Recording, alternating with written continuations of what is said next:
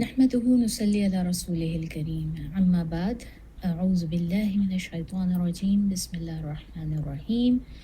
رب اشرح لي صدري ويسر لي أمري واحلل عقدة من لساني يفقهوا قولي آمين يا رب العالمين. السلام علیکم ورحمۃ اللہ وبرکاتہ. تو لاسٹ ویک ہم بات کر رہے تھے، ہم نے ختم کی تھی بات سٹیجز کیا ہیں جو اللہ تعالیٰ نے رسول اللہ صلی اللہ علیہ وسلم کے اوپر وحی نازل فرمائی، وہ کن سٹیجز میں آئی اور اس کی کیا ڈیٹیلز ہیں، اس کے ڈفرینٹ فیزز کیا ہیں، کس کس طرح سے. یہ تو ہم نے ڈیٹیل میں بات کی تھی کہ کس کس طرح سے یہ وحی جو ہے یہ رسول صلی اللہ علیہ وسلم پر آئی، کتنے طریقے تھے اس کے. ہم اس کو بیسکلی 5 فیزز کے اندر ڈسٹریبیوٹ کر سکتے ہیں کہ رسول صلی اللہ علیہ وسلم کے اوپر جو وحی آئی اور جس طرح سے انہوں نے اس میسیج کو پھیلایا ہر جگہ اپنی تمام تر لوگوں کے بیچ میں، اللہ تعالیٰ کے حکم کو جس طرح انہوں نے پھیلایا، اس کے 5 ڈفرینٹ فیزز ہیں. 5 ایسی سٹیجز آئیں جس کے اوپر انہوں نے کام کیا. تو پہلی جو اس کی سٹیج تھی اس کو ہم کہتے ہیں پرائیویٹ دعویٰ، یعنی کہ دعویٰ دینے کا وہ سلسلہ جو رسول صلی اللہ علیہ وسلم نے صرف اپنے آپ تک رکھا اور اپنی امیڈیٹ فیملی اور بہت ہی کلوز فرینڈز اور ریلیٹیوز تک رکھا. یہ وہ وقت تھا کہ اس میں نہ ابو لہب کو اپروچ کیا گیا، نہ ابو جہل کو، کسی کو بھی اس میں نہیں بتایا گیا. اور ظاہر ہے جب آپ نے کوئی چیز کمپلیٹلی اوپن ہی نہیں کی، لوگوں میں پھیلائی ہی نہیں، اور کسی کے اوپر اس کا کوئی فرق نہیں پڑ رہا، آپ جو بھی کر رہے ہیں صرف اپنے آپ میں کر رہے ہیں، تو آپ کو کسی قسم کی کوئی خاص جو اپوزیشن ہے وہ بھی نہیں فیس کرنی پڑے گی اس حوالے سے. تو یہی وجہ ہے کہ یہ جو پہلا فیز تھا اس دعویٰ کو پھیلانے کا، رسول صلی اللہ علیہ وسلم کا اپنے میسیج کو پھیلانے کا، یہ جو پہلا فیز تھا یہ تقریباً جو ہے وہ کارآمد رہا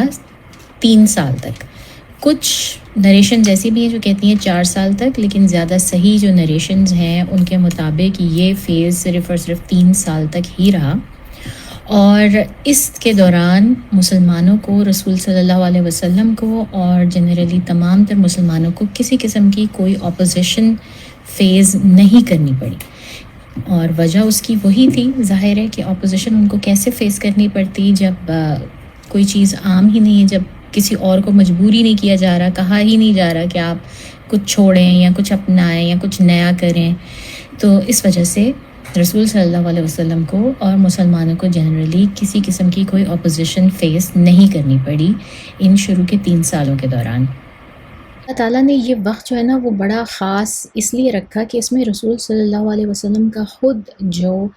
ایمان تھا، ان کی جو پریکٹسز تھیں اسلام کی، وہ سب کی سب بہت مضبوط ہو رہی ہیں. وہ خود ان کی اتنی پریکٹس کر رہے ہیں، ان کا ایمان، ان کی تعلیم اور تربیت جو ہے ایک طرح سے آپ سمجھ لیں کہ وہ اللہ تعالیٰ نے ان 3 سالوں کے درمیان کی. اور رسول صلی اللہ علیہ وسلم وہ ساتھ ساتھ اپنی امیڈیٹ فیملی، جس کی ہم نے بات کی تھی لاسٹ ویک بھی کہ کتنے لوگ تھے جنہوں نے امیڈیٹلی اسلام قبول کیا تھا، ان کے درمیان صرف اور صرف وہ ساری تعلیمات پھیل رہی تھیں اور وہ اپنا ایمان اور اپنا جو اسلام کی پریکٹسز ہیں، جو ریچولز ہیں، ان کو مضبوط کر رہے تھے. اور یہ بہت ضروری تھا کیونکہ اس کے بعد جو مشکلات ان کے اوپر آنی تھیں، اگر ان کا ایمان اس حد تک جو ہے وہ مضبوط نہ ہوتا تو یقیناً ان کے لیے یہ بات جو ہے وہ ناقابل برداشت ہو جاتی جو آئندہ ان کے اوپر مشکلات آنی تھیں. تو اللہ تعالیٰ نے یہ 3 سال رسول صلی اللہ علیہ وسلم اور مسلمانوں کو ان کے ایمان کی مضبوطی کے لیے ایک طرح سے مخصوص کیا.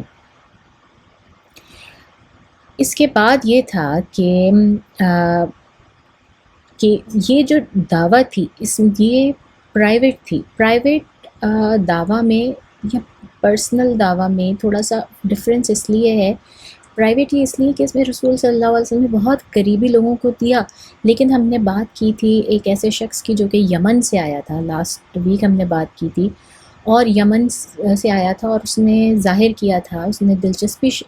کا اظہار کیا تھا کہ میں اسلام قبول کرنا چاہتا ہوں، میرا اسلام قبول فرمائے. تو رسول صلی اللہ علیہ وسلم نے اس کو منع کر دیا تھا، اس کو کہا تھا کہ نہیں، جب تم سنو کہ اسلام نے جو ہے وہ جڑ پکڑ لی ہے اور مضبوط ہو گیا ہے تو پھر واپس آنا. تو اس کا اسلام اس وقت قبول نہیں کیا گیا، لیکن اس کے باوجود جو ہے وہ خدیجہ رضی اللہ تعالیٰ عنہ، علی رضی اللہ تعالیٰ عنہ، زید بن حارثہ رضی اللہ تعالیٰ عنہ اور ابو بکر صدیق رضی اللہ تعالیٰ عنہ، یہ بہت قریبی کانفیڈنٹ جو لوگ ہیں رسول اللہ صلی اللہ علیہ وسلم کے، ان سب کے بیچ میں رسول صلی اللہ علیہ وسلم کا جو ہے وہ دعویٰ بھی جاری ہے اور ان کی پریکٹسز بھی جاری ہیں، اور دن بہ دن ان کو اسلام سکھا بھی رہے ہیں رسول صلی اللہ علیہ وسلم، جیسے جیسے ان کے اوپر آ رہا ہے اور ان کو مضبوط کرتے جا رہے ہیں. اور ہم یہ دیکھتے ہیں کہ یہ والے جو لوگ ہیں ان کا جو سٹیٹس ہے، اور یہ سب کے سب لیڈرز بنتے ہیں آگے جا کے، اور یہ سب کے سب علماء بنتے ہیں، اور یہ سب کے سب خلفاء میں سے بنتے ہیں. یہ سب وہ لوگ ہیں جن کو کہ اللہ تعالیٰ نے بہت بہت اونچے درجے نوازے، نہ صرف دنیا میں بلکہ آخرت میں بھی ان کے اس بات کی کوئی شک نہیں ہے کہ ان کا درجہ بہت ہی زیادہ بلند ہونے والا ہے، اور ان کو اللہ تعالیٰ اس وقت میں پریپیئر کر رہے ہیں. یہ ہو رہا ہے. یہ سارے کے سارے وہ لوگ ہیں جو کہ لٹرلی پولیٹیکلی بھی، اسلامکلی بھی، ریلیجسلی بھی، پولیٹیکلی بھی ہر طرح سے موور اور شیکرز بن رہے ہیں آگے جا کے. مسلمانوں کے بیچ میں ان کی لیڈرشپ کی حیثیت ہے. ٹھیک ہے، ویسے تو بہت زیادہ صحابہ ہیں، 1,00,000 سے زیادہ ہیں جن لوگوں کو صحابی کا اسٹیٹس حاصل ہے. اور ہمیں معلوم ہے صحابی وہ شخص ہوتا ہے جو کہ اپنی زندگی میں جس نے رسول صلی اللہ علیہ وسلم سے ملاقات کی ہے، بات چیت کی ہے، ان کی صحبت سے فائدہ اٹھایا ہے، یا ان سے کسی بھی حوالے سے ملا ہے، وہ تمام لوگ صحابی کے درجے میں آتے ہیں. تو ایسے دیکھا جائے تو 1,00,000 سے اوپر ہیں ایسے لوگ. لیکن ہمیں جن صحابیوں کا معلوم ہے ان کی تعداد 5,000 سے زیادہ نہیں ہے. اور پھر ان میں بھی یہ والے جو صحابہ جو اس وقت میں جو پرائیویٹ دعویٰ کے دور میں اللہ تعالیٰ جن کو پریپیئر کر رہے ہیں، رسول صلی اللہ علیہ وسلم جن کو پریپیئر کر رہے ہیں، ان کی حیثیت سب سے مستحکم ہے، اور وہ سب سے زیادہ موور اور شیکرز ہیں، چاہے پولیٹیکلی ہوں چاہے وہ ریلیجسلی ہوں، ہر لحاظ سے. اور پھر یہ بھی ہم نے بات کی تھی کہ یہ وہ وقت تھا جس میں کہ وضو اور صلاح نماز جو ہے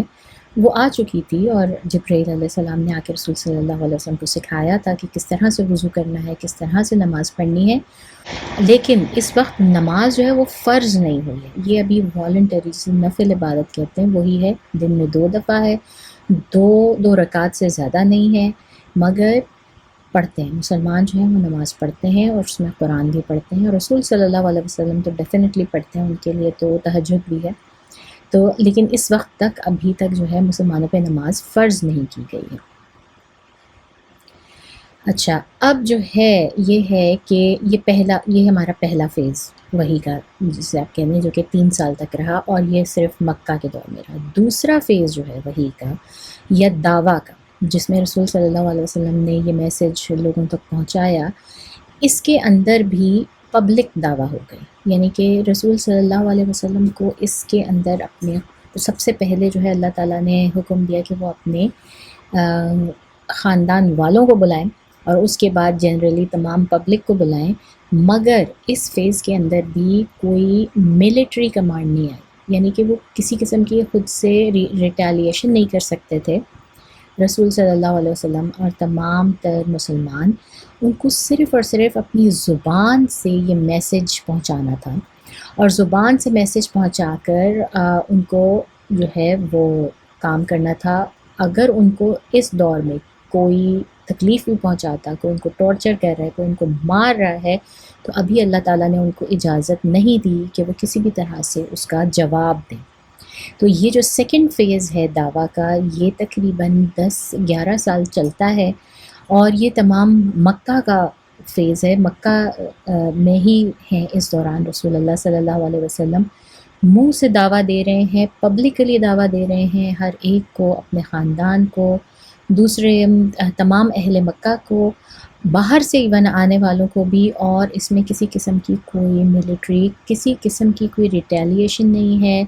کوئی اوفینسو لڑائی بھی نہیں وہ کر سکتے، کوئی ڈیفینسو لڑائی بھی نہیں کر سکتے. ابھی اس میں ان کو دونوں طرح کا کسی قسم کا جو ہے وہ حکم نہیں آیا ہے. تو یہ اور اس دوران یہ ہم نے بات کی کہ 10 سے 11 سال تقریباً یہ جو ہے وہ وقت چلتا ہے، اور اس میں سے جو آخر کے 6 سال ہیں یا 8 سال ہیں وہ انتہائی مشکل ہیں، مسلمانوں کے اوپر انتہائی مشکل سال ہیں، جس میں رسول صلی اللہ علیہ وسلم کے اوپر بھی متعدد بار ان کی جان کے اوپر حملے کیے گئے، ان کو جان سے مارنے کی کوشش کی گئی، اور مسلمانوں کو تو بہت ہی زیادہ ظلم و ستم کا نشانہ بنایا گیا۔ اور پھر اس کے بعد جو ہے رسول صلی اللہ علیہ وسلم کا اس کا آخر کب ہوتا ہے؟ جب رسول صلی اللہ علیہ وسلم کو اللہ تعالیٰ حکم دیتے ہیں کہ وہ اب مدینہ کی طرف ہجرت کر جائیں۔ تو یہ جو سیکنڈ فیز، جو دوسرا فیز ہے دعوت کا، اس کا اختتام ہوتا ہے جس وقت کہ رسول صلی اللہ علیہ وسلم نے مدینہ کی طرف ہجرت کرنا ہے۔ اب ہم بات کرتے ہیں تیسرے فیز کی، اور جو تیسرا فیز ہے اس میں بھی رسول صلی اللہ علیہ وسلم لوگوں کو ہی، تمام اہل مکہ کو، قریش کو، ان سب کو جو ہے وہ دعوت دے رہے ہیں، مکمل طور پہ اپنی تمام تر صلاحیتیں اور وسائل بروئے کار لاتے ہوئے انہوں نے ہر طرح سے جو ہے وہ ان کو دعوت دی۔ یہ فیز جو ہے ہمارا امیگریشن، جو رسول صلی اللہ علیہ وسلم کی جو ہجرت تھی اس کے بعد شروع ہوتا ہے، اور یہ رہتا ہے صلح حدیبیہ تک۔ صلح حدیبیہ جو ہے جب تک وہ ہوتی ہے، جب تک یہ فیز رہتا ہے۔ اب اس میں زبان سے تو رسول صلی اللہ علیہ وسلم اپنے تمام تر وسائل کے ساتھ تو دعوت دے رہے ہیں، لیکن اس وقت ان کو یہ بھی اجازت مل گئی ہے کہ وہ ایک خاص گروپ کے ساتھ لڑ سکتے ہیں، ان کے ساتھ جو ہے، اور موسٹلی یہ ڈیفینسو فائٹنگ ہے اس کے اندر وہ انگیج ہو سکے، اور وہ گروپ کون سا ہے؟ وہ ہے قریش۔ صرف اور صرف قریش کے ساتھ اس دور کے اندر جتنی جنگیں ہوتی ہیں، جتنی لڑائیاں ہوتی ہیں، وہ صرف اور صرف قریش کے ساتھ ہیں۔ ہاں، اگر کسی نے الحاق کر لیا قریش کے ساتھ، کوئی اور باہر کے ایسے قبیلے آتے ہیں جو کہ وہ سائڈ لے رہے ہیں قریش کی، اور وہ کہتے ہیں ہم آپ کے ساتھ لڑیں گے، تو ڈیفینیٹلی ان کے ساتھ بھی پھر لڑیں، لیکن سارا کا سارا فوکس مسلمانوں کا جو ہے وہ اس وقت ایک گروپ کی طرف ہے، اور وہ گروپ ہے قریش۔ اور یہ جو ہے ہم نے بات کی کہ یہ حدیبیہ تک چلتا ہے، اور اس میں کون سے، اس میں بہت بڑی بڑی جنگیں ہمارے سامنے آتی ہیں۔ جنگ بدر ہے، جنگ احد ہے، جنگ خندق ہے، یہ ساری کی ساری جو ہے یہ اس دور کی تیسرے فیز کی، دعویٰ کے تیسرے فیز کی جنگیں، جو کہ صرف اور صرف قریش کی طرف ڈائریکٹ کر کے لڑی گئی ہیں۔ کسی اور عرب سے، کسی عرب سے باہر کسی اور سے، یا کہیں سے بھی ہمیں نظر نہیں آتا کہ مسلمانوں نے کسی اور کے خلاف جو ہے اس میں کوئی ڈیفینسو یا اوفینسو جنگ لڑی ہو۔ ہاں، اگر انہوں نے ساتھ دیا ہے، کسی معاہدے کی خلاف ورزی کی ہے، یا انہوں نے قریش کا ساتھ دیا ہے، تو اس بنا پر ان کے اوپر مسلمانوں نے چڑھائی کی ہے اگر کی ہے، ادروائز ڈائریکٹلی کسی اور کے اوپر ٹارگٹ نہیں کیا گیا۔ اور یہ تھرڈ فیز رہا صلح حدیبیہ تک۔ جیسے جیسے یہ واقعات آتے جائیں گے ہم ان کو مزید ڈیٹیل میں کرتے جائیں گے۔ پھر ہم بات کرتے ہیں چوتھے فیز کی، اور چوتھا فیز جو دعویٰ کا ہے وہ بالکل اوپن دعویٰ، نہ صرف اہل عرب کو، اہل مکہ کو، اہل مدینہ کو، بلکہ ہر طرف تمام تر دنیا کے لیے اوپن جو ہے وہ رسول صلی اللہ علیہ وسلم کی دعوت اسلام، اور بہت عزت اور وقار کے ساتھ، اور ایک سوشل سٹیٹس کے ساتھ، کہ اس وقت مسلمانوں کا ایک سوشل سٹیٹس ہو گیا، اور ان کی ایک حکومت سے قائم ہو گئی، اور اس کے بعد انہوں نے اس عزت، وقار اور اس اتھارٹی کے ساتھ جو ہے یہ دعویٰ پھیلائی۔ اور اس کو رسول صلی اللہ علیہ وسلم نے کس طرح کیا؟ رسول صلی اللہ علیہ وسلم نے اس میں خطوط لکھے دنیا کے بڑے بڑے ایمپررز کو، اور ان کو دعوت دی، اسلام کی دعوت دی۔ تو یہ فورتھ سٹیج جو ہے صلح حدیبیہ کے بعد شروع ہوئی،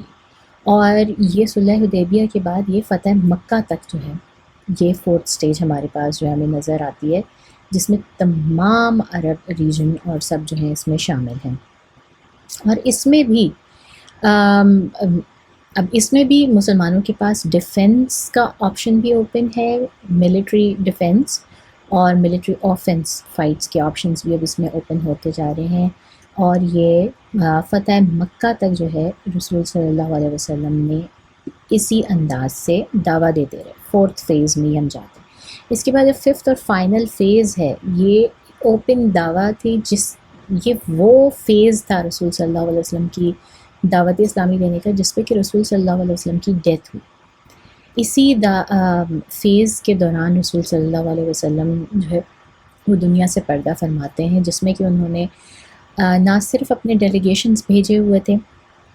مختلف ممالک میں مختلف سربراہوں کے پاس، بلکہ آرمیز بھی بھیجی جا رہی تھی، جیسے کہ جنگ تبوک جو ہے وہ ہوئی ہے. اور اس کے بعد ہم دیکھتے ہیں کہ جتنی بھی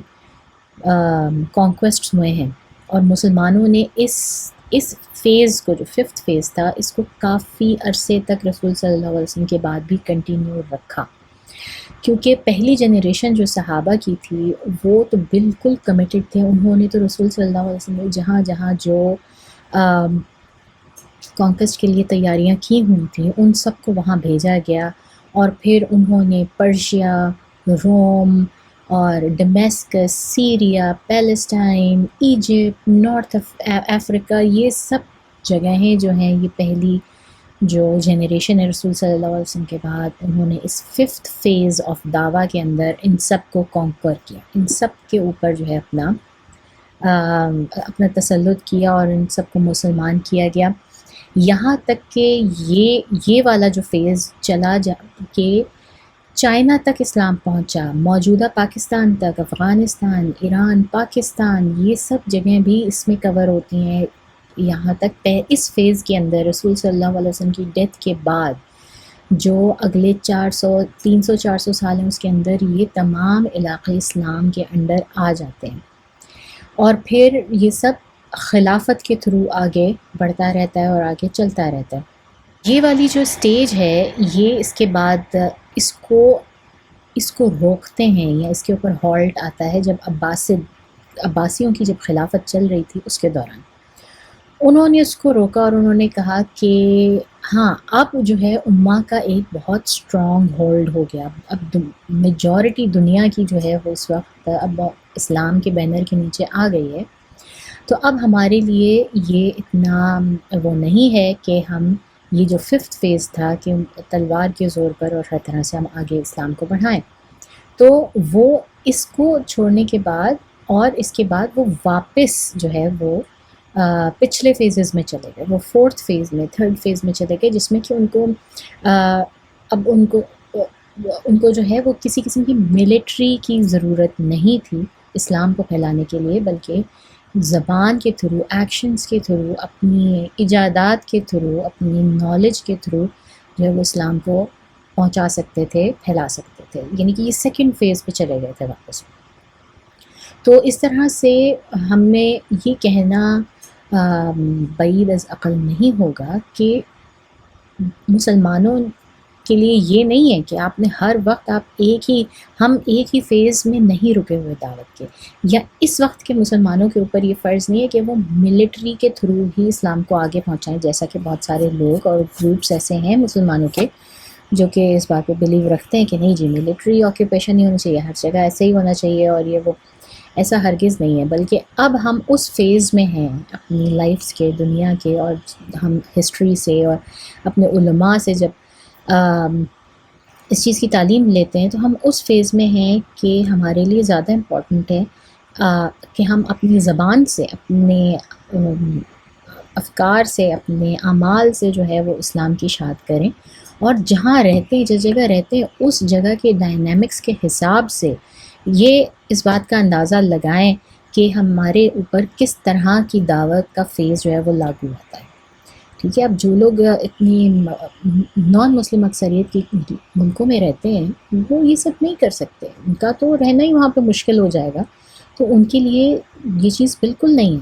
ہاں جو ممالک ایسے ہیں جن کے ہاتھوں میں پاور ہے، جن کے پاس ملٹری کی بھی پاور ہے، جن کے پاس اتنی سوشل اور سماجی اور ہر طرح کی پاور ہے، وہ اگر چاہیں تو وہ ایسے ملکوں کا ساتھ ضرور دے سکتے ہیں جو کہ مسلمان ہیں. سب سے بڑی بات یہ کہ خلافت نہیں ہے مسلمانوں کے بیچ میں، جو کہ بہت بڑا ایک ٹریگر ہے، جو کہ ملٹری، جو مسلمانوں کی جو ملٹری اس کو موو کرنے کا. اب ہمارے پاس خلافت نہیں ہے تو ہمیں جو ہے نا وہ ایک طرح سے واپس اپنی سیکنڈ یا تھرڈ فیز میں جانا پڑے گا دعوت کے، اور ہم فورتھ فیز میں نہیں رہ سکتے۔ ایک صحابی تھے جو کہ نارتھ افریقہ میں گئے، اور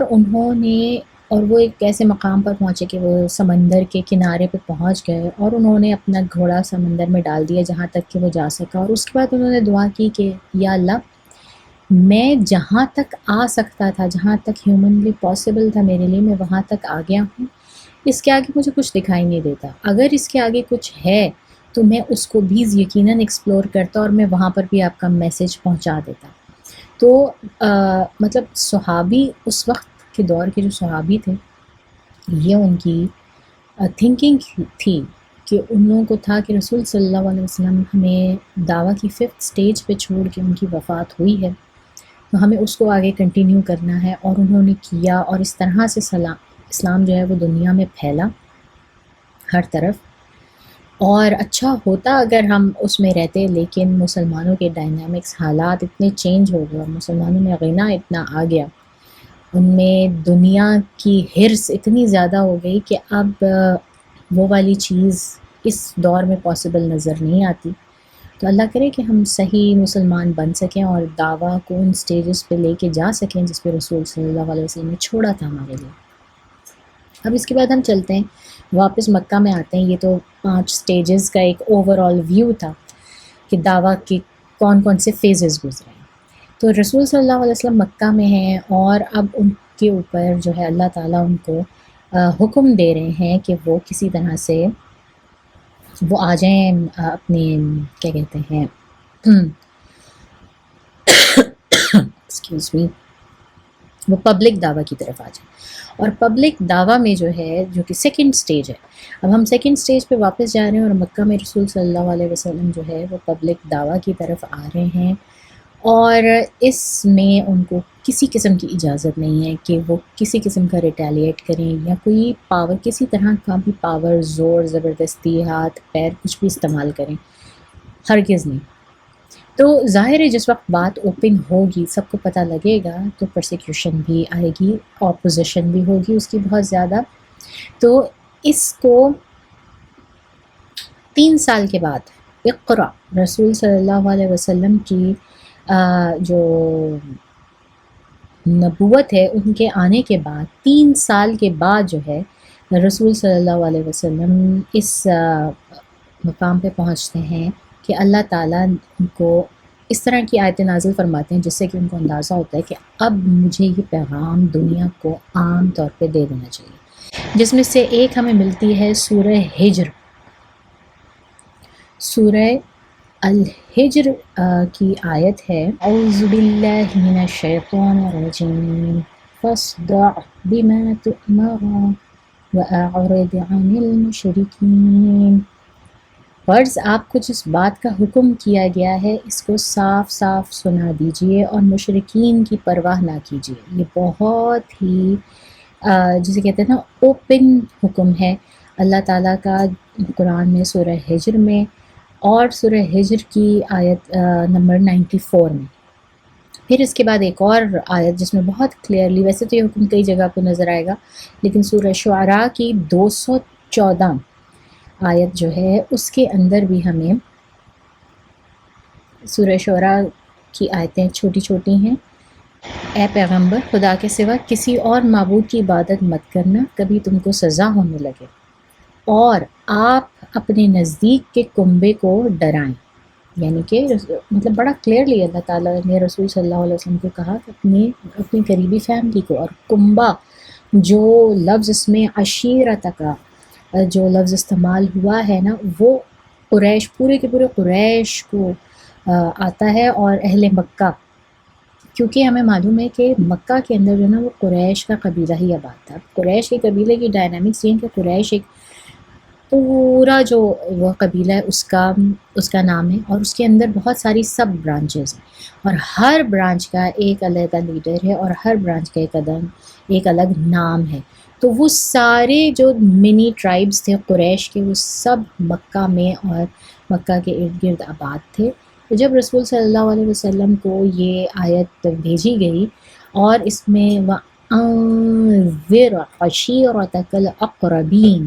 تو اس میں جو عشیرہ کا لفظ استعمال ہوا وہ تمام تر قریش کے لیے، کنبے کے لیے استعمال کیا گیا، امیڈیٹ فیملی نہیں بلکہ پورا کا پورا خاندان اور پورا کا پورا قبیلہ۔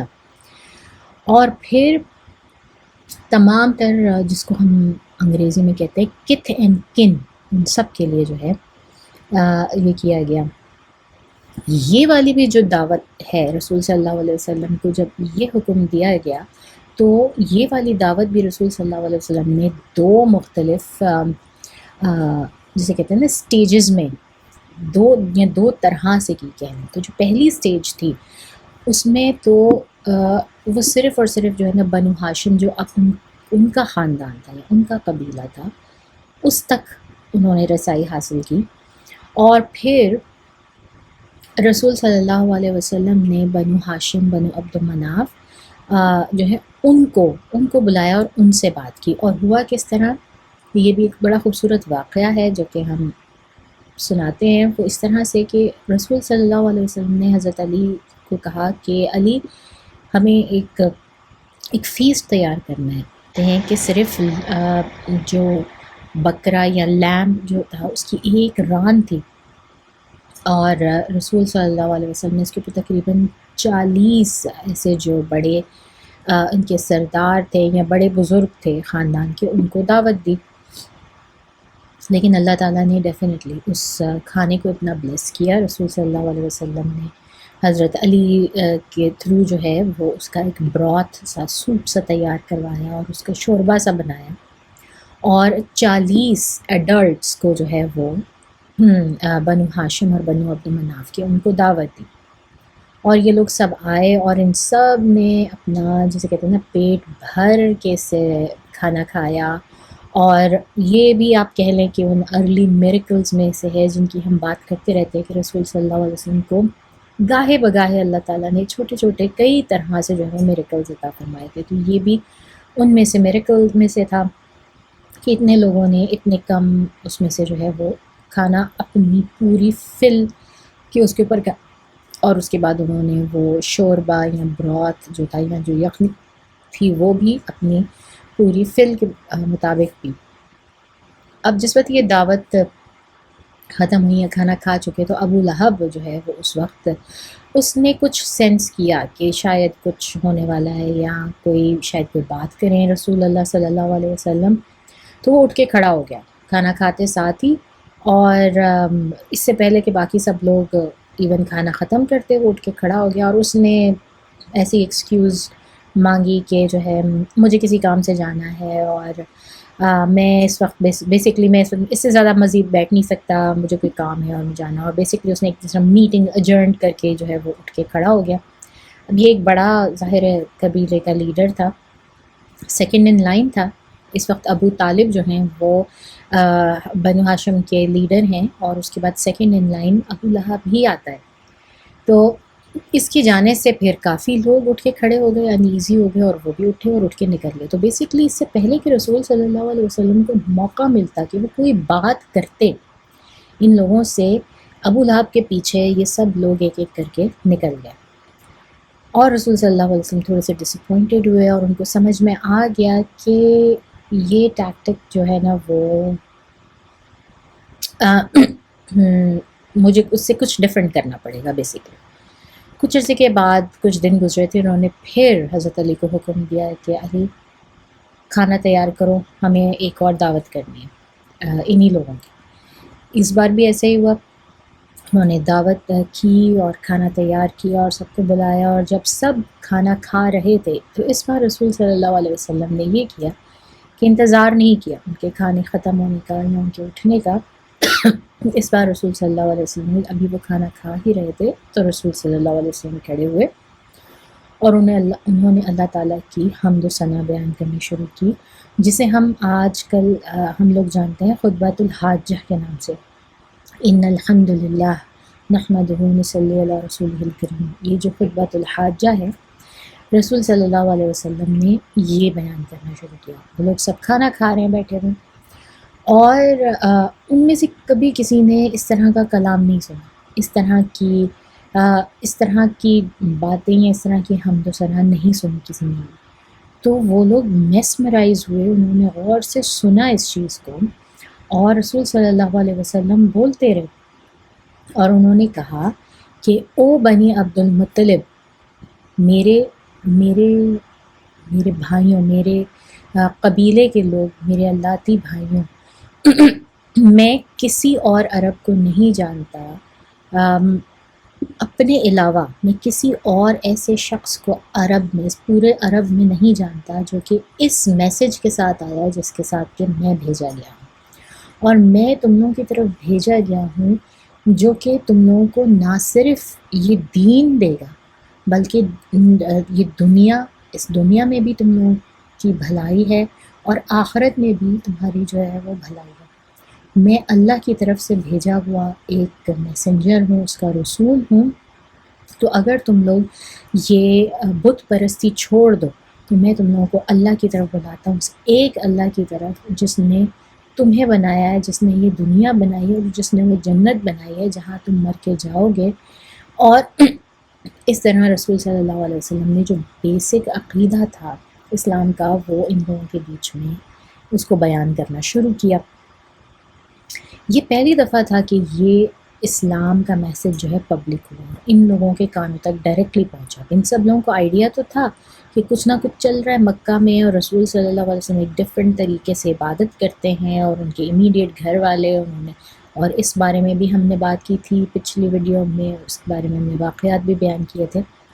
لیکن یہ پہلی دفعہ ہے کہ ڈائریکٹلی ان کو پکار کے اور ان سے بھی کہا جا رہا ہے، ان کو بھی دعوت دی جا رہی ہے کہ آپ بھی ایسا کریں اور آپ بھی اس میں آئیں.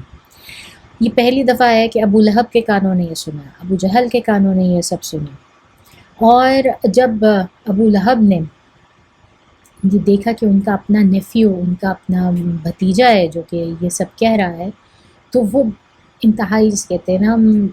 انوائڈ ہو گیا، انتہائی اریٹیٹڈ ہو گیا، اور اٹھ کے جو ہے وہ کھڑا ہو گیا. اس نے رسول صلی اللہ علیہ وسلم سے ڈائریکٹ ان سے مخاطب ہو کے یا ان سے آئی کانٹیکٹ کر کے بات نہیں کی، بلکہ اپنے ارد گرد کے لوگوں کو جو ہے نا وہ رسول صلی اللہ علیہ وسلم کے بارے میں کہا. مجھے تو یہ کوئی خاص امپورٹنٹ میسج نہیں لگتا، مجھے تو نہیں لگتا کہ یہ کوئی اس قابل، یہ کوئی ایسا میسج ہے جسے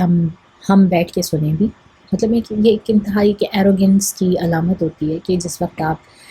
ڈائریکٹ بات اپنے آپ سے بات کرنے والے سے بات نہ کریں، بلکہ آپ اس کو ٹوٹل ڈسمس کر کے آپ اپنے ساتھ والے سے بات کریں اور اس کو اس طرح سے کہیں کہ مجھے نہیں لگتا کہ یہ کوئی خاص بات کر رہا ہے، یعنی یا اس کی بات اس قابل بھی ہے کہ سنی جائے. بیسکلی یہ ابو لہب نے کہا. اور یہ ہمیں بتا رہا ہے کہ ہمارے جو آباء و اجداد تھے وہ یعنی کہ وہ صحیح نہیں تھے. تو یہ شخص اپنے آپ کو سمجھتا کیا ہے، یہ اپنے آپ کو اس نے کیا سمجھا ہوا ہے، یہ اپنے آپ کو کیا بتا رہا ہے کہ یہ کون ہوتا ہے ہمارے آباء و اجداد کو اپوز کرنے والا، ان کے خلاف جانے والا. اور اس محفل کے دوران ابو لہب وہ واحد شخص تھا جس نے اس طرح کی ایروگنس دکھائی، اور اس کے بعد یہ اٹھ کے کھڑا ہو گیا اور چلا گیا. اور اس کے علاوہ کسی اور شخص نے، کسی اور رسول صلی اللہ علیہ وسلم کے انکلز میں سے کسی نے بھی مطلب کوئی بدتمیزی نہیں کی، کوئی آگے سے کوئی جواب نہیں دیا، کچھ نہیں کہا، اور وہ لوگ سب اٹھ کے وہاں سے نکل گئے. تو یہ وہ وقت تھا جس وقت رسول صلی اللہ علیہ وسلم کو علی نے کہا، علی رضی اللہ تعالیٰ عنہ ہے، انہوں نے کہا کہ علی کھڑے ہوئے اور انہوں نے کہا کہ یا رسول اللہ، میں ہوں آپ کے ساتھ اور میں آپ کا ساتھ دوں گا ہر طرح اس میں، کیونکہ غالباً رسول صلی اللہ علیہ وسلم نے اپنی اس پریچ کے جو ہے وہ اختتام پہ ان سے پوچھا کہ کون ہے جو میرا ساتھ دے گا اور کس طرح تم میں سے کوئی ہے جو میرا ساتھ دے گا. تو جس پر صرف اور صرف علی رضی اللہ تعالیٰ عنہ کھڑے ہوئے، اور علی رضی اللہ تعالیٰ عنہ ان سب میں سب سے چھوٹے ہیں. ہمیں معلوم ہے کہ 10 سال کے تو وہ تھے جب انہوں نے اسلام قبول کیا، اور اس وقت وہ یقیناً صرف ٹین ایجر ہیں جس وقت یہ واقعہ پیش آ رہا ہے. اور اس کے بعد یہ بات آئی گئی تو ہو گئی، لیکن رسول صلی اللہ علیہ وسلم نے اس کام کو نہیں چھوڑا. وہ مسلسل طرح طرح سے ان کو دعوت دیتے رہے. کچھ دنوں کے بعد یا ہفتوں کے بعد، we don't know exactly chronologically اس کا ٹائم ہمیں نہیں پتہ، تو اس کے بعد رسول صلی اللہ علیہ وسلم نے پورے مکہ کو دعوت دینے کا فیصلہ کیا. اور یہ بھی وہ بہت ہی مشہور نریشن ہے بخاری کی، جو کہ زیادہ تر ہم میں سے زیادہ تر لوگوں کو معلوم ہے، اور وہ یہ ہے کہ رسول صلی اللہ علیہ وسلم صفا کی پہاڑی کے اوپر چڑھے، اور صفا کی پہاڑی جو ہے وہ اس وقت خانہ کعبہ سے سب سے قریب تھی. اس کے اوپر چڑھے، اور اس وقت ظاہر ہے کہ صفا کی پہاڑی ویسی نہیں ہوگی جیسی کہ اب ہے. اب تو بہت چھوٹی ہو چکی ہے صفا کی پہاڑی، اس وقت کافی بڑی تھی، کافی اونچی تھی. اور یہ ایک سمپل فزکس کا اصول ہے کہ جب بھی آپ کسی پہاڑ پہ چڑھتے ہیں، کسی جگہ جاتے ہیں، تو وہاں سے آنے اور جانے میں ایروژن ہوتی ہے، مطلب آپ کے قدم جو ہیں کچھ مٹی لے کے واپس اترتے ہیں. اور یہ کرتے کرتے کرتے جب اتنے صدیوں سے جو ہے وہ اس طرح سے چلتا آ رہا ہے، تو وہ پہاڑ اب ویسا نہیں رہا جیسا کہ وہ اوریجنل اپنی کنڈیشن میں ہوگا. تو یہ جو پہاڑ ہے اس وقت صفا کا، یہ کافی اونچا ہے. یہ اتنا اونچا ہے کہ بندہ ایک طرف اس کے کھڑے ہو کے دوسری طرف کا اندازہ نہیں لگا سکتا کہ دوسری طرف کیا ہو رہا ہے. رسول صلی اللہ علیہ وسلم اس پہاڑ کے اوپر چڑھے، اور یہ اس وقت کا ایک نارم بھی تھا، آپ کہہ لیں کہ اگر کسی کو کوئی بہت امپورٹنٹ اطلاع دینی ہوتی تھی، کسی بارے میں بتانا ہوتا تھا، کہ کوئی بہت ہی مشہور بات کرنی ہے یا کوئی ایسی چیز جس کی منادی کرنی ہے، سب کو بتانا ہے، تو وہ اس طرح پہاڑ پہ چڑھ جاتا تھا، اور سب لوگ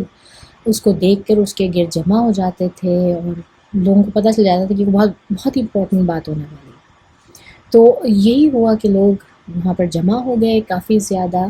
اور پھر رسول صلی اللہ علیہ وسلم نے جو ہے وہ کہنا شروع کیا ان کو کہ ایک ایک کا نام پکارا. رسول صلی اللہ علیہ وسلم نے ایک ایک قبیلے کو جو ہے نا ان کے نام سے پکارا. بنو عبدالدار، او بنو عبدالدار، او بنو عبد المناف، او بنی ہاشم،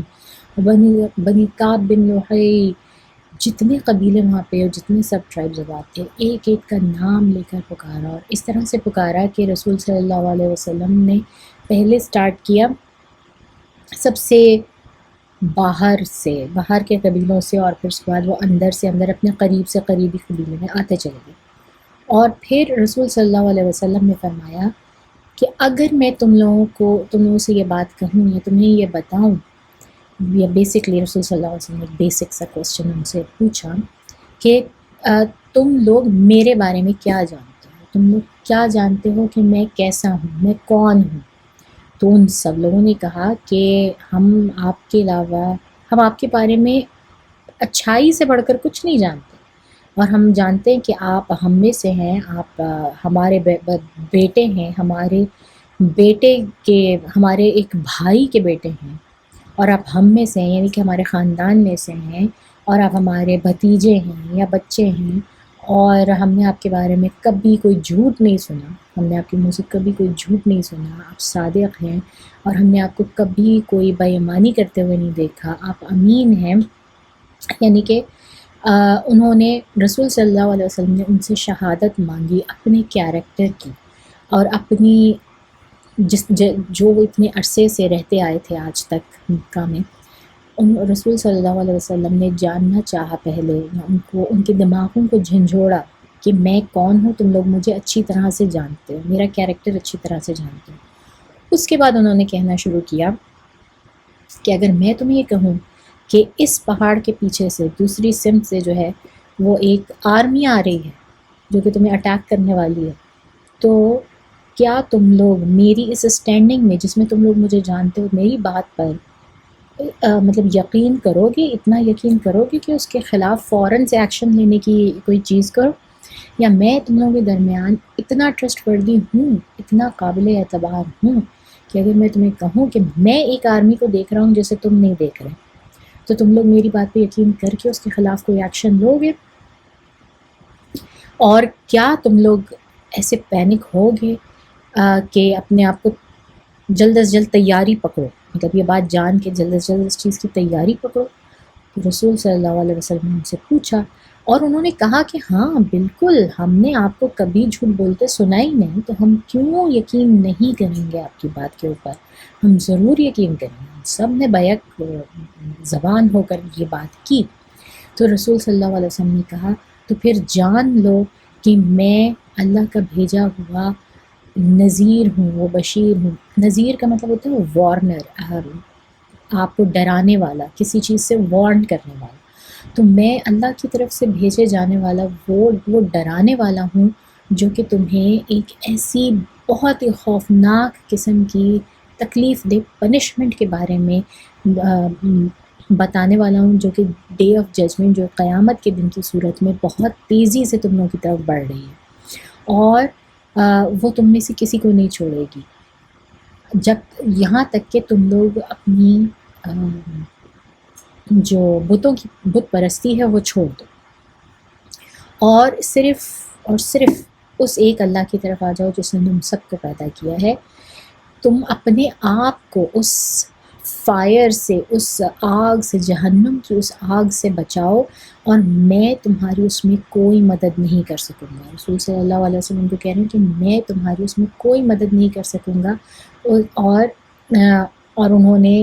پھر دوبارہ سے نا تمام ٹرائبس کو، تمام قبیلوں کے نام لے کے پکارنے شروع کیے۔ او بنو کعب ابن لحی، تم اپنا جو ہے وہ اپنے آپ کو بچاؤ، اس آگ سے بچاؤ جو تیزی سے تمہاری طرف بڑھ رہی ہے۔ اور پھر اس کے بعد وہ آہستہ آہستہ کرتے کرتے اس طرح تمام قبیلوں کے نام لیتے ہوئے پھر بنو ہاشم میں سب سے آخر میں آئے، پھر بنو عبد الشمس، بنو عبد المناف، اور اس کے بعد انہوں نے ایک ایک اپنے انکلز کے جو قریبی رشتے دار تھے ان کے نام پکار کے اور ان کو کہنا شروع کیا، او حمزہ بن عبد المطلب، او علی بن عبد المطلب، یہاں تک کہ ایک ورژن میں رسول صلی اللہ علیہ وسلم نے کہا او صفیہ بنت عبد المطلب، رسول اللہ صلی اللہ علیہ وسلم کی پھوپھی، آپ سب لوگ اپنے آپ کو بچائیے اس آگ سے جو کہ اللہ تعالیٰ نے دہکائی ہے، جو قیامت کے دن ہم سب کو اپنی لپیٹ میں لے لے گی اگر ہم اپنی بت پرستی سے باز نہ آئے۔ اور انہوں نے رسول صلی اللہ علیہ وسلم نے اپنی اس خطبے کا اختتام جو ہے نا وہ اس ہستی پہ کیا جو ان کے لیے سب سے زیادہ قابل محترم اور سب سے زیادہ جسے وہ پیار کرتے ہیں، تو وہ تھیں ان کی پیاری بیٹی فاطمہ رضی اللہ تعالیٰ عنہ۔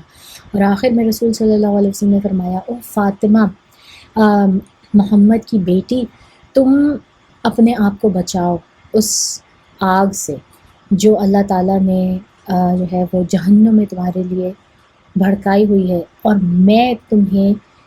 اس میسج کو دینے کے علاوہ اس سے زیادہ میں تمہاری کوئی مدد نہیں کر سکتا، اور تمہیں خود کو ہی اپنا آپ بدلنا ہوگا، اپنا لائف سٹائل چینج کرنا ہوگا، اور تمہیں سوچنا ہوگا، اپنی آخرت کے بارے میں سوچنا ہوگا، کیونکہ میں آخرت میں تمہیں کسی قسم کا کوئی بینیفٹ نہیں دے سکوں گا۔ اور اس کے اوپر ابھی تو میرا سارا کچھ، میں تمہارا باپ ہوں، اور میرا تمام سب کچھ جو تم مجھ سے مانگو وہ سب کچھ تمہارا ہے، ہر چیز تمہاری ہے، لیکن قیامت کے روز میں تمہارے لیے کچھ نہیں کر سکوں گا۔ یہ مطلب اپنی بیٹی کو رسول صلی اللہ علیہ وسلم مخاطب کر کے اور تمام اہل مکہ کو انڈائریکٹلی مخاطب کر کے رسول صلی اللہ علیہ وسلم بتا رہے ہیں کہ اس وقت مجھ سے حاصل کر لو جو بھی تم حاصل کر سکتے ہو، جو بھی تم فائدہ اٹھا سکتے ہو، جو بھی نالج لے سکتے ہو وہ اس وقت حاصل کر لو، کیونکہ اس کے بعد قیامت کے وقت وہ وقت نہیں ہوگا کہ جب اللہ تعالیٰ مجھے بھی اجازت دیں گے کہ میں تمہاری بھی مدد کر سکوں۔ تو یہ رسول صلی اللہ علیہ وسلم نے ایک خطبہ ان کو سب کو کہا جو کہ بہت ہی ایلوکوینٹ تھا، بہت ہی ایموشنل تھا، اور لوگوں کے اوپر ایک طرح سے اس کا اثر بھی تھا۔ اور پھر اس کے بعد وہ بہت ہی فیمس انسیڈنٹ ہوتا ہے اس کے فوراً بعد کہ یہ ابو لہب ہی جو رسول صلی اللہ علیہ وسلم کا چچا ہے، یہ کھڑا ہوا، اس نے زمین سے کچھ مٹی اٹھائی اپنے ہاتھ میں اور رسول صلی اللہ علیہ وسلم کی طرف پھینکی، اپنی مٹھی جو تھی مٹی کی بھری ہوئی، وہ اس نے رسول صلی اللہ علیہ وسلم کی طرف پھینکی۔ اور یہ ایک ایکسپریشن ہے جس طرح ہم پاکستان کے لوگ جانتے ہیں کہ ایکسپریسولی ہم لوگ لعنت دیتے ہیں تو ہاتھ کھول کے دکھاتے ہیں تو وہ لعنت کا سمبل ہوتا ہے. اس طرح سے ان کے اس نے وہ مٹی اٹھائی اور اٹھا کے رسول صلی اللہ علیہ وسلم کی طرف پھینکی، یعنی کہ ایک بہت ہی ولگر قسم کی اس نے ایک طرح سے لعنت بھیجی. اور اس کے بعد اس نے بہت ہی ایروگنس کے جو ہے نا وہ اس میں کہا کہ لفظ جو ہے وہ تو عربک میں ہے، میں آپ کو صرف اس کی ٹرانسلیشن بتا رہی ہوں. تو اس نے کہا کہ تم پر او محمد، تم پر خدا کی لعنت ہو. تو تم نے اس لیے ہمیں یہاں پر بلایا اور تم چاہتے ہو کہ ہم جو ہے ہم سب کچھ چھوڑ دیں جو ہم کرتے ہیں، جو ہمارے آباء و اجداد کرتے ہیں، وہ سب کچھ تم چھوڑ دیں، اور تم نے ہمیں یہ کرنے کے لیے آج یہاں پر بلایا. بیسکلی اس نے بالکل ڈسمس کیا. اور رسول صلی اللہ علیہ وسلم کو جن الفاظ میں اس نے یہ لعنت دی وہ بہت ملتے جلتے ہیں، کیونکہ اللہ تعالیٰ نے اس کے جواب میں سورہ لہب نازل فرمائی. سورہ لہب کے جو الفاظ ہیں ان کی ساؤنڈ جو ہے وہ بہت ملتی ہے ان الفاظ سے، اور بعد النخواستہ ہم وہ الفاظ نہیں یوز کر سکتے، نہ ہمیں کرنے چاہیے. تو سورہ لہب اللہ تعالیٰ نے اس شخص کی اس ایروگنس کے اوپر جو ہے وہ نازل فرمائی. اور میں آپ کو یہ بھی بتاتی چلوں کہ قرآن میں ہمیں معلوم ہے کہ بہت ہی کم لوگوں کے کو بائی دیئر نیم اللہ تعالیٰ نے پکارا ہے. ہم نے لاسٹ ویک بات کی تھی کہ زید بن حارثہ، زید ایک ایسے شخص ہیں جن کو اللہ تعالیٰ نے نام کے ساتھ قرآن میں مینشن کیا ہے. اس کے بعد حضرت ابو بکر صدیق رضی اللہ تعالیٰ عنہ ہیں جن کو نام کے ساتھ انڈائریکٹلی اللہ تعالیٰ نے مینشن کیا ثانی اسنینی سے. لیکن ابو لہب ان مطلب کیا کہنا چاہیے، لکی یا ان ان لکیسٹ لوگوں میں سے ہے جن کو ایز اے ولن قرآن میں جو ہے وہ نام کے ساتھ پوری کی پوری سورہ اتر گئی اس کے لیے. تو مطلب اس شخص کے اوپر لعنت کا کیا حال ہوگا جو ہم آج تک پڑھتے ہیں اور جب پڑھتے ہیں اس کے اوپر وہ لعنت جاتی ہے. تو ابو لہب ایک ایسا شخص تھا. تو اس کے بعد ابو لہب نے جو ہے وہ ہر لحاظ سے، ہر طرح سے اسلام کو اگینسٹ کیا. ظاہر ہے اب اس نے ایک موقع کے اوپر پبلکلی اپنی اسلام کے ساتھ دشمنی شو کرتی تھی. اب اس نے اپنے آپ کو شو کرنا تھا کہ وہ کتنا بڑا کوئی مماچو ہے کہہ لیں آپ، یا کتنا بڑا جو ہے وہ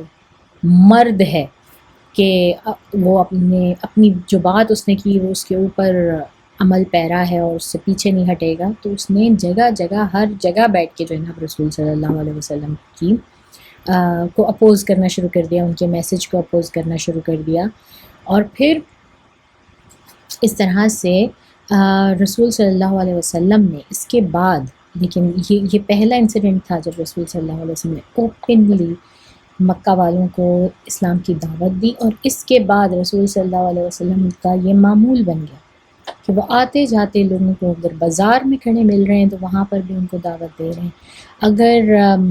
خانہ کعبہ جا رہے ہیں اور وہ دیکھ رہے ہیں کوئی طواف کے لیے آیا ہوا ہے، یا حج کے سیزن میں حجاج آئے ہوئے تو وہ ایک ایک کو پکڑ کے جو ہے اس کو اسلام کا میسیج دے رہے ہیں. یا بعض اوقات مکہ کے باہر کھڑے ہو جاتے تھے حجاج اور تجارتی قافلوں کے آنے جانے کے وقت کے اوپر، وہاں پر ان سے بات کرتے تھے، ان کو وہاں بتاتے تھے. تو ایسی کوئی جگہ نہیں تھی، ایسا کوئی وسیلہ نہیں تھا جو رسول صلی اللہ علیہ وسلم نے استعمال نہ کیا ہو اپنے اس میسج کو عام کرنے کے لیے اور پہنچانے کے لیے. اور ان کے ساتھ اس تمام اینڈور میں، اس تمام کام میں ابو بکر صدیق جو ہیں وہ ان کے ساتھ پیش ہیں، اور جو صحابہ کرام جو بھی تھے،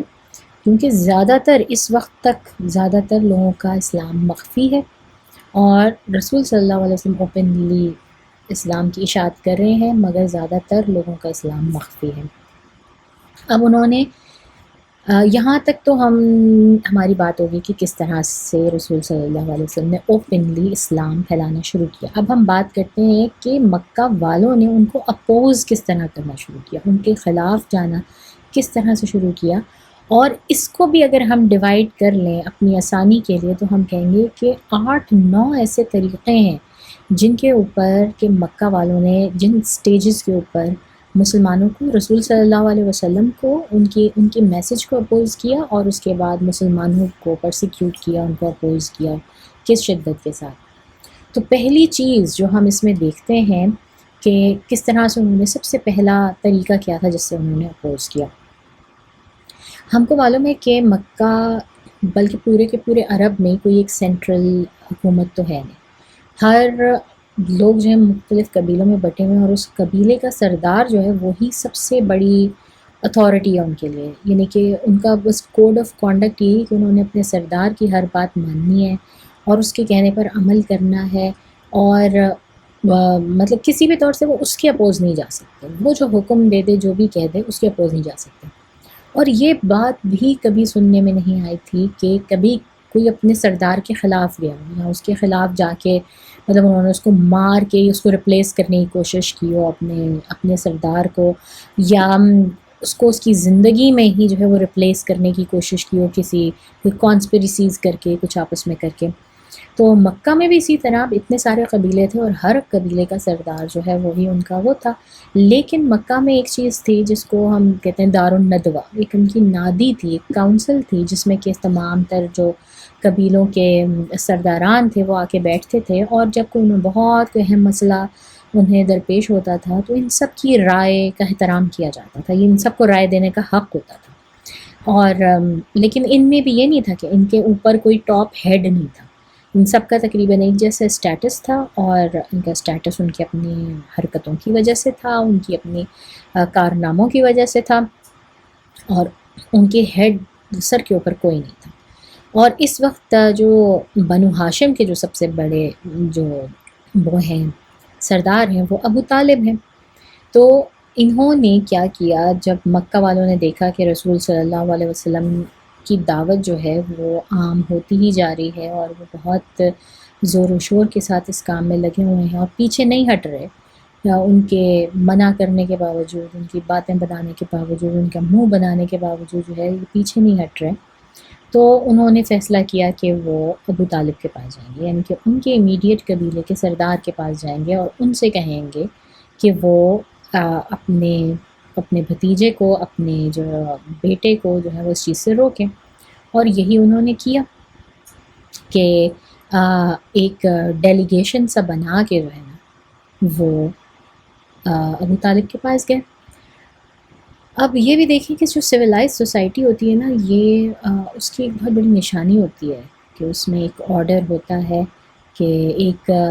کوئی ایک ٹاپ کے اوپر ہوتا ہے، اس کی بات مانی جاتی ہے، سنی جاتی ہے، پھر اس کے نیچے جو ہائرارکی ہوتی ہے ایک طرح سے، اور وہ ان کے بیچ میں نہیں ہے، تو ہمیں اندازہ ہوتا ہے کہ یہ کتنی سویلائز سوسائٹی ہے، ظاہر ہے۔ بہرحال یہ لوگ گئے اور انہوں نے جا کے ایک ڈیلیگیشن سے بنایا، ہر قبیلے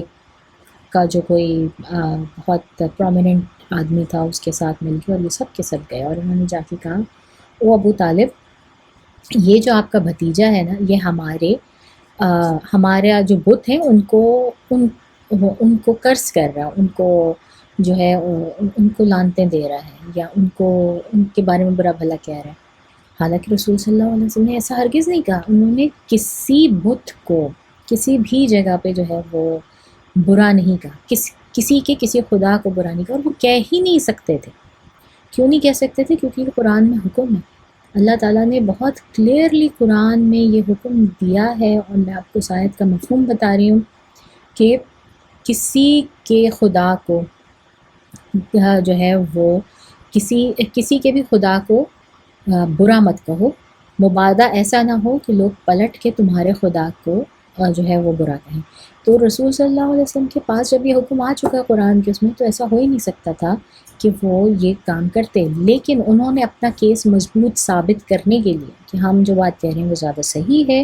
انہوں نے آ کے ابو طالب سے کہا کہ آپ کے جو بھتیجا ہے وہ تو ہمارے بتوں کو اس طرح سے برا بھلا کہہ رہا ہے، اور وہ ایک ایسا پیغام جو ہے وہ پھیلا رہا ہے دنیا میں کہ ہمارے جو کہ مختلف ہے اس سے جو ہم نے اپنے آباء و اجداد سے دیکھا ہے اور سیکھا ہے اور ہمیشہ سے کرتے آئے ہیں، تو اور ہم اس کو یہ ہم کرنے نہیں دے سکتے، تو آپ کسی بھی طرح سے ان کو روک لیجئے۔ تو اس پر ابو طالب جو ہیں انہوں نے شروع میں تو ان کو بیسکلی اسٹال کرنے کی کوشش کی، ان کو روکا، ان کو تھوڑا پیار سے ان کو کہا ہاں ٹھیک ہے میں بات کرتا ہوں، یہ کوئی ایسا مسئلہ نہیں ہے، اتنی بڑی بات نہیں ہے، وہ تم لوگوں کو ایسے نہیں کہہ رہا ہے، اور یہ وہ، تو انہوں نے بیسکلی ان کو اسٹال کیا، ان کو روکا اور ان کو کسی طرح بہلا پھسلا کے بھیج دیا۔ اور اس کے بعد جو ہے اس کے بعد ان کی بیسکلی کہتے ہیں کہ ابو طالب جو ہے نا وہ کسی قسم کی کنفرنٹریشن نہیں چاہ رہے تھے کہ کسی بھی طرح سے ان کو اپنے بیٹے کے سامنے اپنے بھتیجے کے سامنے کچھ کنفرنٹ کرنا پڑے یا پھر ان سب لوگوں کے سامنے جو ہے وہ ان کو کوئی وہ دینا پڑے. تو انہوں نے اس طرح سے ان کو بہلا پسلا کے بھیج دیا کہ اور یہ بھی تھا بعض اوقات انسان یہ بھی سوچتا ہے نا کہ اچھا کچھ وقت گزرے گا تو چیزیں ٹھنڈی ہو جائیں گی، خود بخود معاملہ سیٹل ہو جائے گا. تو شاید ان کی کچھ اس طرح کی بھی سوچ تھی کہ ایسا ہو جائے گا، لیکن ایسا نہیں ہوا. اور رسول صلی اللہ علیہ وسلم کا جو میسج تھا وہ زیادہ زور و شور سے بڑھتا چلا گیا اور اس میں زیادہ شدت لوگوں کے لیے وہ اس لیے آئے. اب رسول صلی اللہ علیہ وسلم تو اپنی زبان سے کہہ رہے ہیں نا، بیسکلی اگر کوئی اپنی زبان سے کچھ کہہ رہا ہے تو دوسرے بندے کو نہیں فرق پڑنا چاہیے. لیکن اصل میں ہوا یہ کہ جو ان کے لوور کلاس کے لوگ تھے انہوں نے تیزی سے جو خود آلریڈی بیچارے پرسیکیوٹڈ تھے انہوں نے بڑی تیزی سے اسلام قبول کرنا شروع کر دیا. جب انہوں نے یہ دیکھا کہ اس بندے کا میسج تو لوگوں کے دلوں میں اتر رہا ہے اور اگر اتنی تیزی سے لوگ جو ہیں وہ اسلام میں داخل ہوتے رہے تو ایک وقت آئے گا کہ ہماری تو کوئی اہمیت ہی نہیں رہے گی، ہمارے ان بتوں کی اہمیت. اب آپ اس پورے سینیریو کو ذہن میں رکھیں کہ مکہ کی اکنامک اور ٹریڈنگ اور سارا کچھ ان بتوں کے اس پہ چلتا جو انہوں نے اپنے پاس یرغمال بنا کے رکھے ہوئے ہیں. تمام عربیہ کے قبیلوں کے بت 360 بت جو وہاں پہ رکھے ہوئے ہیں، اور اگر ان بتوں کی ہی اہمیت ختم ہو گئی تو کون آئے گا ان کے پاس؟ جب ان کے پاس کوئی آئے گا نہیں تو ان کی سرداری کون مانے گا؟ کون مانے گا کہ وہ اتنے پاورفل ہیں؟ کون آئے گا جو ان کے ساتھ تجارت کرے گا؟ تو بہت ساری یہ صرف اور صرف ایک یہ ماننا ہی نہیں تھا کہ اللہ ایک ہے اور بت جو ہے وہ شریک ہیں اور اس کا آپ شریک بنا رہے ہیں اور آپ کو ان کی عبادت نہیں کرنی. تو یہ پوائنٹ صرف یہی پوائنٹ نہیں تھا، اس کے پیچھے بہت ساری پولیٹیکل اور بہت جو ہے وہ طرح طرح کے مسئلے اور جو ان کی سوچیں تھیں وہ تھیں اور اس کی وجہ سے تو اس کو اپوز کر رہے تھے. اور پھر جب لوگ اسلام میں آنا شروع ہو گئے تو انہوں نے پھر جو ہے وہ موقع نکالا اور ابو طالب کے پاس جانے کا فیصلہ کیا دوسری بار. اور ہمارا وقت ختم ہو جاتا ہے یہاں پہ. اب تک کے لیے ہم اتنا ہی رکھتے ہیں اور اس کہانی کو مکمل کریں گے اگلے پارٹ میں جو کہ 18واں پارٹ ہوگا انشاءاللہ. اور اس میں ہم دیکھیں گے، یہ بہت دلچسپ کہانی ہے اور اس میں ہمیں ابو طالب کا بھی کیریکٹر پوری طرح سے واضح ہوتا ہے، پتہ لگتا ہے، اور رسول صلی اللہ علیہ وسلم کی کنوکشن ان کے اپنے اس میسج کے ساتھ اللہ تعالیٰ کے حکم کے ساتھ کیسی ہے وہ بھی ہمیں پتہ لگتی ہے. تو اب تک کے لیے ہم اس کو اتنا ہی رکھتے ہیں اور جو ہے وہ اس دعا کے ساتھ ختم کرتے ہیں کہ اللہ تعالیٰ ہم سب کو اپنے حفظ و امان میں رکھیں، ہماری اولادوں کو اپنے حفظ و امان میں رکھیں، صحت و تندرستی کے ساتھ جتنی زندگی ہے وہ جینے کی توفیق عطا فرمائیں. غزہ کے مسلمانوں کو اور جہاں جہاں مسلمان اس وقت دنیا میں کسی بھی طرح سے پرسیکیوشن کا شکار ہیں، اللہ تعالیٰ ان کو اپنے حفظ و امان میں لیں، ان کی درجات بلند فرمائیں، ان کی مدد فرمائیں، جس طرح سے وہ مناسب سمجھتے ہیں ان کی مدد فرمائیں اور ان کے ایمان جو ہے ان کی حفاظت فرمائیں اور ہم سب کے ایمان کی حفاظت فرمائیں اللہ تعالیٰ. وآخر الدعوانا الحمد للہ رب العالمین. سبحانک اللہم سبحان اللہ نشہد ان لا الہ الا انت نستغفرک ونتوب الیک.